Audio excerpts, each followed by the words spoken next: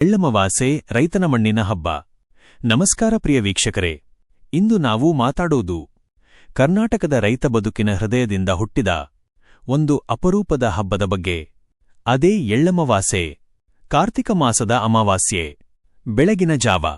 ಸೂರ್ಯೋದಯಕ್ಕೂ ಮುನ್ನವೇ ಎದ್ದೇಳುವ ರೈತ. ಎತ್ತುಗಳಿಗೆ ಸ್ನಾನ, ಕೊಂಬುಗಳಿಗೆ ಬಣ್ಣ, ಕಣ್ಣಲ್ಲಿ ಭಕ್ತಿ, ಕೈಗಳಲ್ಲಿ ಎಳ್ಳುಬೆಲ್ಲ. ಈ ದಿನ ರೈತ ಭೂಮಿಗೆ ವಂದಿಸುತ್ತಾನೆ. ನನ್ನ ಬದುಕಿಗೆ ನೆಲೆಯಾದ ಮಣ್ಣೆ, ಇನ್ನೊಂದು ವರ್ಷವೂ ನಮ್ಮನ್ನು ಪೋಷಿಸು ಎಂಬ ಮೌನ ಪ್ರಾರ್ಥನೆಯೊಂದಿಗೆ. ಎಳ್ಳು ತ್ಯಾಗದ ಸಂಕೇತ, ಬೆಲ್ಲ ಸಿಹಿಯಾದ ಭರವಸೆ. ಈ ಎರಡೂ ಸೇರಿ ಭೂದೇವಿಗೆ ಸಲ್ಲುವ ಕೃತಜ್ಞತೆ. ಮನೆಮನಗಳಲ್ಲಿ ಹಬ್ಬದ ಸಂಭ್ರಮ. ಎಳ್ಳು ಬೆಲ್ಲದ ತಿನಿಸುಗಳು, ಹೋಳಿಗೆ, ಚಕ್ಕುಲಿ, ಪಕ್ಕದ ಮನೆಯೊಂದಿಗೆ ಹಂಚಿಕೊಳ್ಳುವ ಸಂಸ್ಕೃತಿ. ಹಿರಿಯರು ಹೇಳುತ್ತಾರೆ, ಎಳ್ಳಮವಾಸೆ ಮರೆತರೆ ಮಣ್ಣಿನ ಜೊತೆಗಿನ ನಂಟು ಕಡಿದು ಹೋಗುತ್ತದೆ ಎಂದು. ಇದು ಕೇವಲ ಕೃಷಿಯ ಹಬ್ಬವಲ್ಲ ಸ್ನೇಹಿತರೆ, ಇದು ರೈತನ ಆತ್ಮ. ಇದು ಪೀಳಿಗೆಯಿಂದ ಪೀಳಿಗೆ ಸಾಗಿದ ಪರಂಪರೆ.